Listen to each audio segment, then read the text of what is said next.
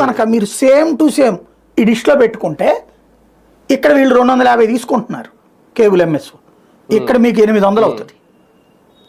Simple అనమాట. అంటే మీకు ఒక వ్యక్తిగా దాదాపు 400-500 రూపాయలు వీళ్ళు తగ్గించి ఇప్పిస్తున్నారు ఎంఎస్ఓలు. అంత హార్డ్ వర్క్ చేస్తున్నారు.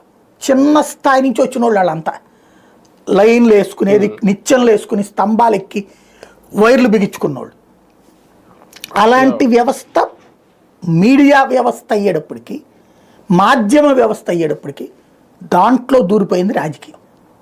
దూరిపోయి ఆ ఎంఎస్ఓల మీద పెత్తనం చెలాయించడం, ఆ ఎంఎస్ఓలని బెదరేసి వీళ్ళకి ఏరియా కేబుల్స్ ఇప్పించుకోవడం, చివరికి ఆ ఎంఎస్ఓల దగ్గర నుంచి లాగేసుకోవడం కూడా జరిగింది చాలా ఏరియాలు. అది ఒక దోపిడీ జరిగింది. ఇప్పుడు చాలా చోట్ల అయితే ఎంఎస్ఓ లేకపోతే పొలిటీషియన్ లింక్డ్గా నడుస్తున్నటువంటి పరిస్థితులు ఉన్నాయి. కానీ వ్యాపారం నడుస్తుంది.